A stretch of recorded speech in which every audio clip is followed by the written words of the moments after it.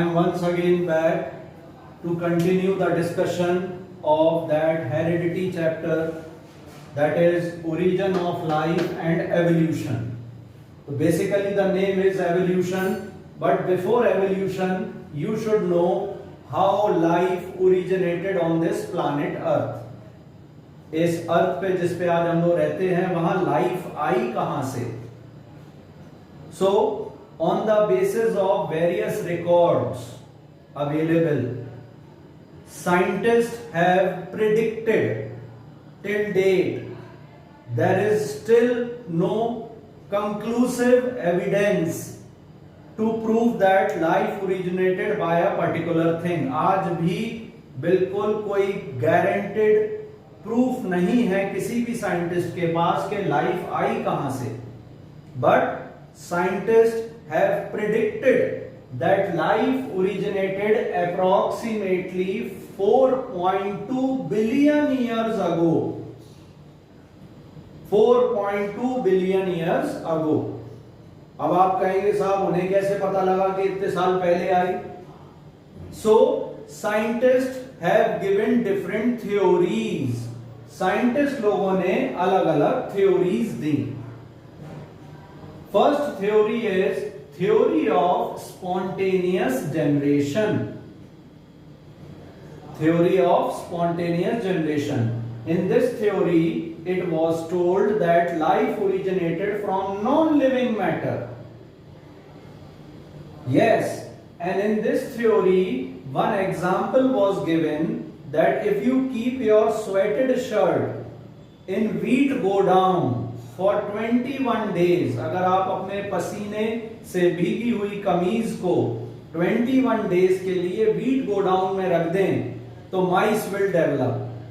Yes, but later on this theory was discarded. इस theory को गलत साबित कर दिया गया because life never originate from non-living matter. Understood? Then Big Bang theory was given. Big Bang theory, जिसका नाम आपने सुना होगा. Its experiment is still undergoing in Geneva. इसमें क्या बताया गया था? Previously 4.2 billion years ago there was a gaseous world. चारों तरफ केवल गैसेस ही गैसेस, गैसेस ही गैसेस थी. तो scientist have named that gaseous world as ylem. YELM, ylem. अब as you know in chemistry, in gases atoms are close to each other or far apart from each other. Far apart from each other, they move independently. So suddenly what happened? Those atoms collided with each other. इस gaseous world में कुछ atom आपस में टकरा गए तो एक धमाका हुआ, बैंग हुआ. So that gaseous world was divided into small nebulas. NEBULAE, nebulas.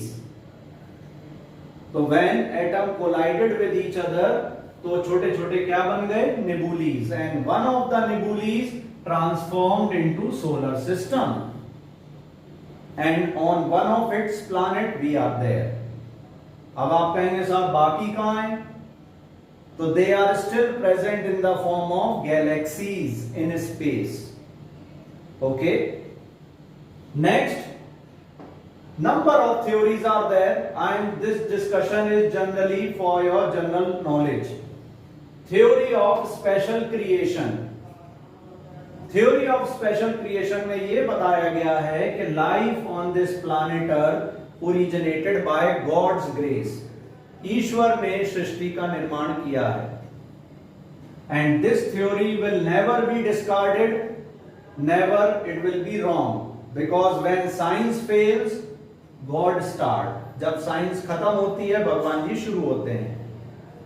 Okay, so in our Hindu mythology it is told that life has been originated by Brahma, Vishnu, Mahesh. भगवान ब्रह्मा, विष्णु, महेश ने सृष्टि का निर्माण किया है. In Christians mythology, inside Bible, it is clearly written life originated within 6 days. Or in 6 days में क्या क्या ओरिजिनेट हुआ साफ साफ लिखा हुआ है. Okay, so this theory is given. पक्का? Other theories are also there. Like one theory I want to tell you, I missed out here. I am erasing first 2 theories. That another 2 theories are, one more theory I want to tell you, that is theory of, जिसका नाम है naturalistic theory. It is called as naturalistic theory. This naturalistic theory was given by scientist A.I. Oparin. Oparin साहब ने ये theory दी थी. He used certain scientific logic in this theory. तो अभी मैंने आपको थोड़ी देर पहले बताया, पहले क्या था, चारों तरफ गैसेस थी जिसको अपन क्या कहते थे, येल्म. तो गैसेस में क्या होंगे बेटा, तो इसमें यह बताया गया है the Earth on which we are living today was a part of sun. पहले ये किसका पार्ट हुआ करता था, सन का. अब सडनली क्या हुआ, धमाका हुआ. तो some part of the sun separated and it was Earth. तो at that what is sun, huge sphere of fire. तो जब बेटा ये अर्थ अलग हुआ होगा तो ये भी क्या होगा, ह्यूज स्फीयर ऑफ फायर, आग का गोला होगा. और उस आग के गोले में क्या होंगे, एटम्स होंगे, बिल्कुल होंगे. अब ये अर्थ सन से अलग हो गया. Now this earth separated from sun. तो डिस्टेंस बढ़ने लगा अर्थ और सन का. तो जब डिस्टेंस बढ़ने लगा तो टेम्परेचर क्या होने लगा, कम. Temperature started decreasing. So atom came close to each other and formed molecule. Atoms ने मिलकर क्या बना दिए, molecule. पक्का? और टेम्परेचर कम हुआ, मॉलिक्यूल्स ने इनऑर्गेनिक सब्सटेंसेस बना दिए. इनऑर्गेनिक सब्सटेंसेस ने मिलकर ऑर्गेनिक सब्सटेंसेस बना दिए. ऑर्गेनिक सब्सटेंसेस ने मिलकर प्रोकैरियोट बना दिए. प्रोकैरियोट आपने 9th में पढ़ा होगा, प्रिमिटिव ऑर्गेनिज्म. और प्रोकैरियोट्स ने मिलकर आज क्या हैं हम लोग, यूकैरियोट. यूकैरियोट बना दिए. अंडरस्टूड? तो सबसे पहले अर्थ सन का पार्ट हुआ करता था. जब अर्थ सेपरेट हुआ तो it was a huge sphere of fire. So atoms were there. When temperature started reducing, molecules were formed, then inorganic substance, then organic, then prokaryote, then eukaryote. Pakka? And this theory was proved by 2 scientists. Their name was Urey and Stanley Miller. इन दोनों scientist ने इस theory को prove किया. And it was found correct. बिल्कुल सही पाई गई वो theory.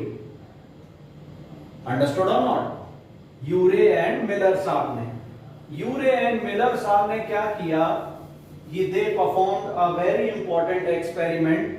सिर्फ डायग्राम से आपको समझा देता हूं, जल्दी समझ में आ जाएगा.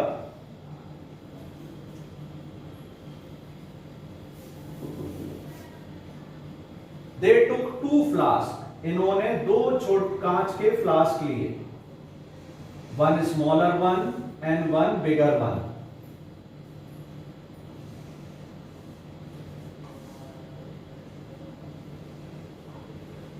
And they connected this bigger flask with this smaller flask.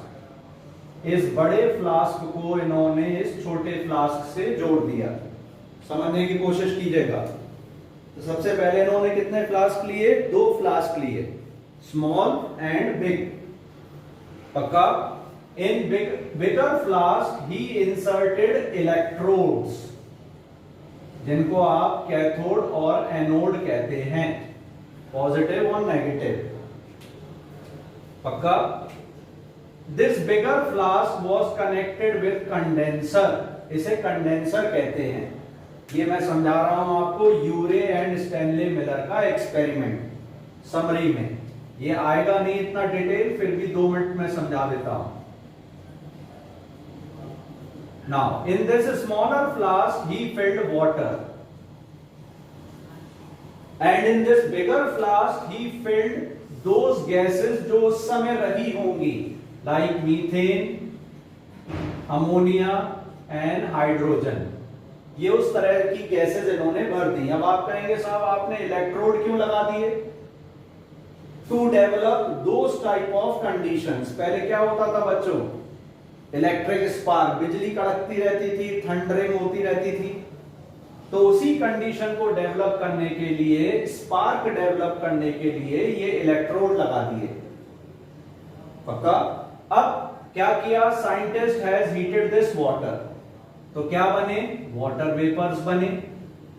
As these water vapour entered into this flask, जैसे ही वो वाटर वेपर बड़े फ्लास्क में आए, इन्होंने इलेक्ट्रिक स्पार्क डेवलप किया, चिंगारी डेवलप की, मतलब बिजली कड़काई। Okay, so reaction occurred between those gases and these water vapours, and when that reactant mixture was passed into condenser, a dirty reddish brown colored liquid was obtained in this tube। एक dirty reddish brown color liquid इधर मिला, and when it was chemically tested, ध्यान से सुनिएगा, जब उसको chemically test किया गया तो organic substances were found in that reddish brown coloured liquid. Understood? तो ये यूरे स्टैनले मिलर साहब ने इस नेचुरलिस्टिक थ्योरी को प्रूव किया था, which was given bye Oparin. Understood? Now बहुत बहुत बधाई हो आपको, लाइफ आ चुकी है। देखा आपने कई थ्योरीज की मदद से। मान लेते हैं लाइफ आ गई, पक्का? Now what is evolution? Evolution क्या होता है?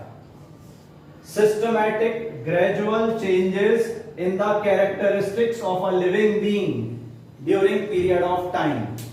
आप अपने आप को देख लीजिए, मुझे देख लीजिए, हम लोग आज भी अपने एंसेस्टर्स को किसको मानते हैं? मंकीज को। मंकीज से देखिए आज हम लोग हैं नहीं है, स्मार्ट लगते नहीं लगते? आप भी लगते हैं, ठीक है ना? तो that is due to evolution. तो systematic gradual changes in the characteristic of living being during period of time is called evolution। Okay, now to prove evolution, theories of evolution were given। कुछ theories दी गई हैं evolution को prove करने के लिए। पहली theory है theory of natural selection. Theory of natural selection, it was given by Charles Robert Darwin। Charles Robert Darwin साहब ने इस थ्योरी को दिया था। What is this theory? In this theory it was told that those living beings who will survive if they are naturally selected, अगर nature उन्हें select करेगी तभी वो सरवाइव हो पाएंगे, otherwise they will die. Okay, तो थ्योरी ऑफ नेचुरल सिलेक्शन ये बताती है कि if a living being, whether it is plant, animal, human being, animal कोई भी हो, if it is naturally selected it will survive, otherwise it will die. Detail is not there, I am not giving you that detail। Inheritance of acquired characters, this is second theory given by Lamarck साहब। Lamarck साहब का पूरा नाम है Jean Baptiste D Lamarck. आप केवल Lamarck साहब का नाम याद रखें, ये तो बड़े बड़े बहुत आदर से इनका नाम दिया जाता है बायोलॉजी में। तो what is inheritance of acquired characters? पहली बात, what are acquired characters? So those characters which are gained during life time, जिन्हें हम लोग लाइफ टाइम के दौरान क्या करते हैं? गेन करते हैं। They are called acquired characters। Okay children, like आप देखते हैं हम लोग हिंदू कस्टम में गर्ल्स के कान छिदते हैं, तो इट इज एक्वायर्ड कैरेक्टर्स। आप लोग एजुकेशन ले रहे हैं, तो it is acquired characters. So these characters, acquired characters, are gained during lifetime. They are not transferred from one generation to another, and they affect somatic cells of the body. अपने body में दो तरह की sales हैं, somatic cells sir से लेकर पैर तक, और रिप्रोडक्टिव सेल्स रिप्रोडक्टिव रीजन में. तो they affect somatic cells of the body. That is why they are not transferred to next generation. पक्का? तो इनहेरिटेंस ऑफ एक्वायर्ड कैरेक्टर में बताया था, लेमार्क साहब ने इन्होंने जिराफ का एग्जाम्पल दिया था. जिराफ आपने देखा होगा, लंबी गर्दन वाले. तो ही टोल्ड दैट, लेमार्क साहब ने क्या कहा कि पहले केवल छोटी गर्दन वाले जिराफ हुआ करते थे, लाइक डोंकी एंड हॉर्सेस. अब क्या हुआ, जमीन पर हो गई खाने की कमी. तो then what they did, they started using their neck and leg to reach to higher plant. समझे साहब? तो उनकी गर्दन लंबी हो गई और पैर लंबे हो गए. इनको थ्योरी के अंदर, इनहेरिटेंस ऑफ एक्वायर्ड कैरेक्टर्स के अंदर use and disuse of organ को समझाया गया है. ठीक है ना? तो उन्होंने गर्दन ज्यादा इस्तेमाल करी, लंबी गर्दन हो गई, पैर लंबे हो गए. इन्होंने एक एग्जाम्पल और दिया था, स्नेक. सांप देखा होगा आपने, पहले इनके पैर हुआ करते थे. Now where snake lives, inside burrows. तो उन्हें चलने में दिक्कत होती थी. तो slowly and gradually they lost their legs and today they are legless. पक्का? तो ये भी थ्योरी दी गई. तीसरी थ्योरी दी गई म्यूटेशन थ्योरी. म्यूटेशन क्या होते हैं? Sudden change in the characteristic of living being. आपने इस चैप्टर के पहले पेज पे देखा होगा, कुछ बीटल्स बने होंगे, ब्लू, रेड या छोटे या बड़े. तो म्यूटेशन थ्योरी समझाने के लिए केवल 2 मिनट लूंगा आपके. म्यूटेशन थ्योरी में बताया गया था कि there was a tree on which small beetles, कीड़े रहा करते थे, red colour beetles, and crows, कौवे, were very fond of those beetles. उन्हें बड़े पसंद थे वो रेड कलर के बीटल्स. आते थे और खा जाते थे. अब बीटल्स का दिमाग खराब के, यार ऐसे तो सब खत्म हो जाएंगे. तो सडनली, अचानक उन बीटल्स में एक ग्रीन कलर का बीटल डेवलप हो गया ड्यू टू म्यूटेशन. जी हां, कौन सा कलर का बीटल डेवलप हो गया? ग्रीन. फिर से कौवे आए, रेड कलर वाले खा लिए गए, ग्रीन बच गया, बड़ा खुश, अरे यार हम तो बच गए. तो slowly and gradually green colour beetle develop. ऐसा हुआ होगा, है नहीं. समझे बच्चा लोग? तो ये म्यूटेशन की वजह से तो ग्रीन बना. सेकंड कंडीशन में क्या बताया गया है आपकी बुक में कि उन रेड कलर बीटल में से एक ब्लू कलर का बीटल बन गया अचानक, अपने आप. अब कोई बड़ा जानवर आया, उसका पैर पड़ गया उस पेड़ पर, तो सारे रेड वाले मर गए. All red colour beetle died, blue colour survived. तो ब्लू स्पीशीज वॉज फॉर्म्ड. पक्का? थर्ड कंडीशन में क्या बताया गया है in your book? The plant on which beetles were there, जहां पर बीटल्स थे, that plant suffered from disease. तो उनका साइज छोटा हो गया, खाना कम मिला, साइज छोटा हो गया. And when plant recovered from that disease, again they got food, again they become big in size. So children, these mutations are very dangerous. Number one, sometimes they are advantageous, as in case of beetles, like tobacco. लोग बड़े स्वाद से tobacco खाते हैं और उससे क्या हो जाता है? Cancer, because it contain mutagens. वो जो भी लोग टोबैको खाते हैं उनके बॉडी में जाकर उनमें म्यूटेशन कर देते हैं, दैट आर वेरी डेंजरस. तो please never try tobacco in your life. तो mutation theory was given by Hugo de Vries. तो in these 3 theories it was told that how evolution occurred. Sir अब आप सबूत दो, बहुत कहानी सुना दी आपने, बिना सबूत के बात होती नहीं है, एविडेंस दीजिए कि एवोल्यूशन हुआ है। तो next topic is evidence of evolution.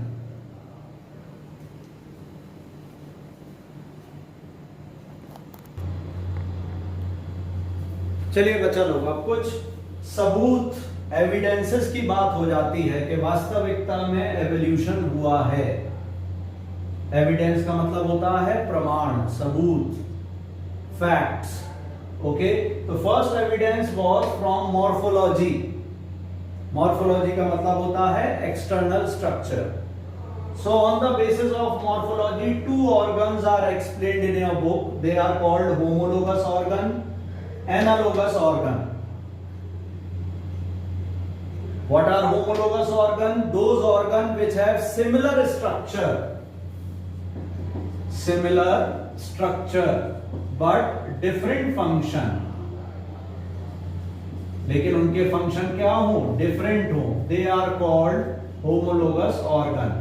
आप लोगों ने अपना हाथ देखा है, सभी लोगों ने? यस, इट कंटेन ह्यूमरस, हड्डियां होती हैं। पहली हड्डी humerus, radius ulna, carpals, metacarpals और phalanges.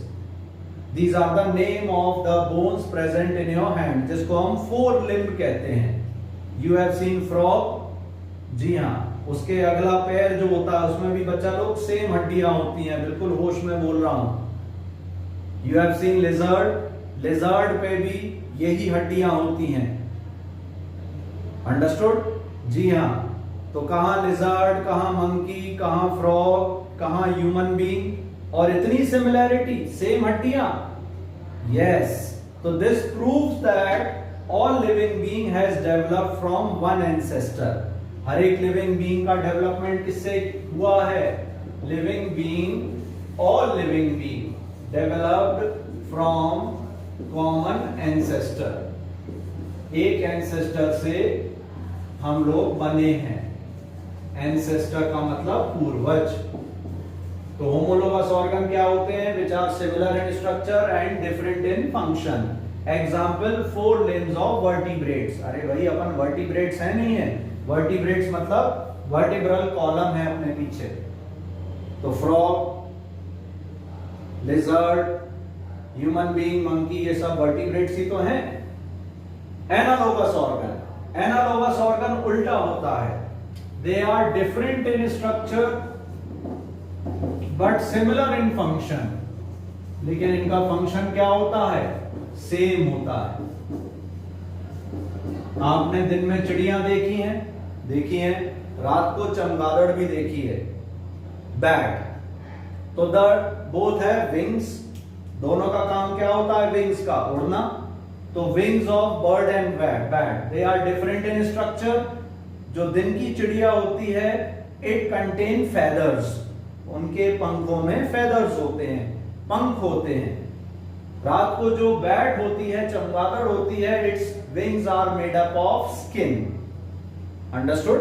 So analogous organ are different in structure and similar in function. तो ये आज भी अपन देखते हैं। तो ये एविडेंस हुए नहीं हुए? सबूत हुए नहीं हुए? पोटैटो, स्वीट पोटैटो, आलू खाया है आपने, इट कंटेन स्टार्च। शकरकंदी खाई होगी आपने, जो व्रत में खाते हैं हम लोग, sweet potato, it also contain starch. They have same what? They have different structure but same function. तो ये एग्जाम्पल प्लांट्स में भी होते हैं। ओके, तो these homologous analogous organ are clear cut evidence of evolution. Next is from fossils. Fossils क्या होते हैं? Fossils are dead remains of plant and animal buried under the earth thousands and lakhs of years ago. लाखों करोड़ों साल पहले कोई living being दब गया था। आज अगर वो एक्सकवेशन में, खुदाई वगैरह में निकलता है तो उसे फॉसिल कहते हैं। These fossils are found in the form of skeleton. पूरा स्कल निकलता है, स्केलेटन निकलता है। इम्प्रेशन, दो चट्टानों के बीच में दब के मर गया और उसका पिक्चर बन गया। या कास्ट, कास्ट का मतलब होता है गीली मिट्टी में दब गया कोई एनिमल, मर गया, अब लेयर्स डिपॉजिट होने लगी उसके ऊपर, उसका शेप बन गया। आज अगर वो खुदाई में कोई शेप निकलता है तो that is also considered as fossils. Sure. Now what is the importance of fossils? ये फॉसिल्स हमारे लिए बहुत इंपॉर्टेंस होती हैं या इंपॉर्टेंट होती हैं। They tell us about characteristics of living being. वो लिविंग बीइंग कैसा था या कैसी थी वो बताते हैं। They tell us approximate time period in which it was present. जी हाँ, आज ये भी पता लगाया जा सकता है कि वो कितना पुराना फॉसिल है।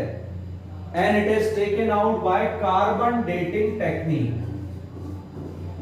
फॉसिल की एज का पता लगाने के लिए ये साइंटिफिक मेथड है कार्बन डेटिंग टेक्निक।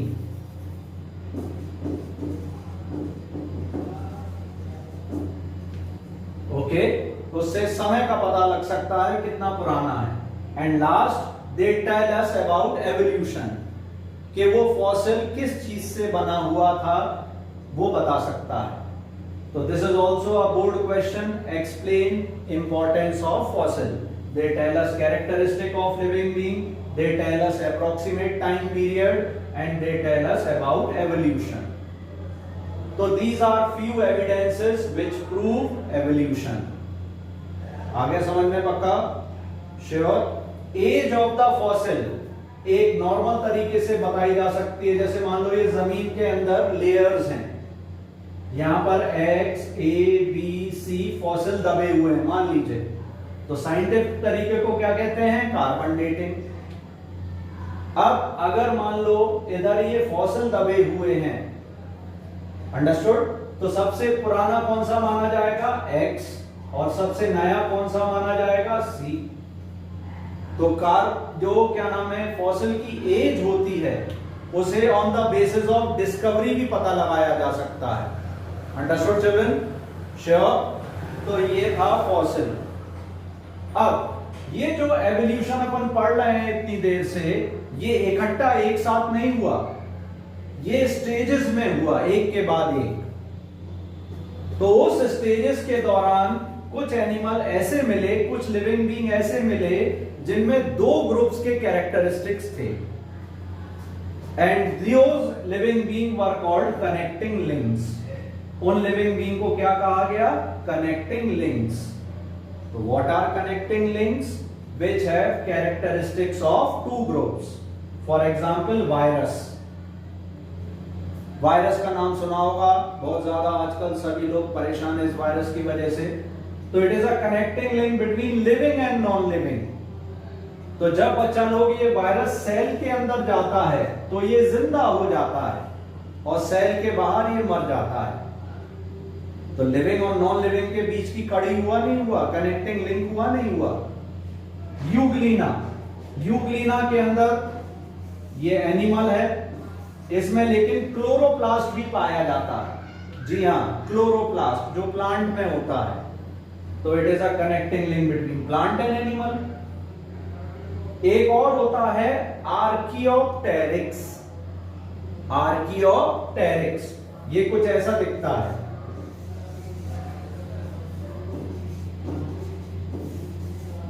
इसमें रेप्टाइल्स की तरह ये स्नाउट होती है, रेप्टाइल्स का मतलब मगरमच्छ की तरह, और पक्षियों की तरह विंग्स होते हैं।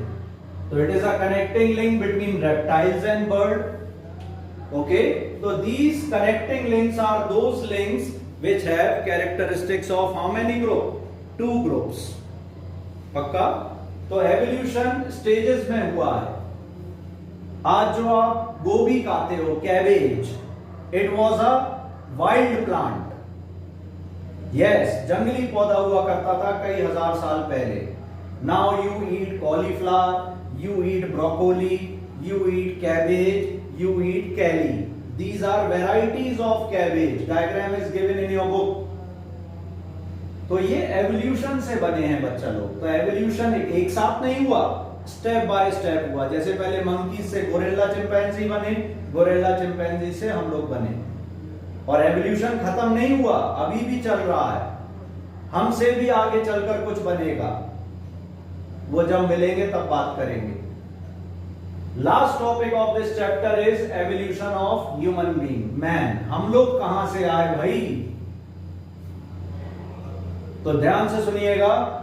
The maximum fossils of human being, हम लोगों के मैक्सिमम फॉसिल्स अफ्रीका से मिले हैं, अफ्रीका के जंगलों में। तो scientist have predicted that evolution of man started from Africa. कहां से शुरू हुआ हम लोग का एवोल्यूशन? अफ्रीका से। अब अफ्रीका से we migrated to different parts of the world, हम लोग अलग अलग डायरेक्शन में चले गए, okay, and we adapted to those conditions, उन कंडीशन के हिसाब से हम लोग ढल गए, and we became like Indians, Chinese, Japanese, West Indians, okay. तो क्या लिखेंगे आप एवोल्यूशन ऑफ मैन में? Maximum fossils of living being were developed from Africa. From Africa they migrated to different parts of the world, adapted to those conditions and acquired characteristics of that area. So children, I know it is a descriptive chapter. थोड़ा सा ठंडे दिमाग से मेरा ये video देखिएगा, आपको बिल्कुल पिक्चर क्लियर हो जाएगी। जब परेशान हो तो बिल्कुल मत देखिएगा, तुरंत आप बंद कर देंगे, because it is a little bit descriptive chapter. तो ये जो एवोल्यूशन वाला टॉपिक है, इसमें क्या क्या इंपॉर्टेंट है जल्दी से सुन लीजिए। कनेक्टिंग लिंक्स, ठीक है। थ्योरीज ऑफ नेचुरल सिलेक्शन किसने दी? डार्विन साहब ने दी। Difference between acquired character, inherited characters, वो मैं बीच में बता चुका हूं। Importance of fossils, homologous organ, analogous organ, they are all important. I will post the notes later in the group. तसल्ली से पढ़िएगा, अच्छे से समझ में आएगा। Okay children, take care, bye bye.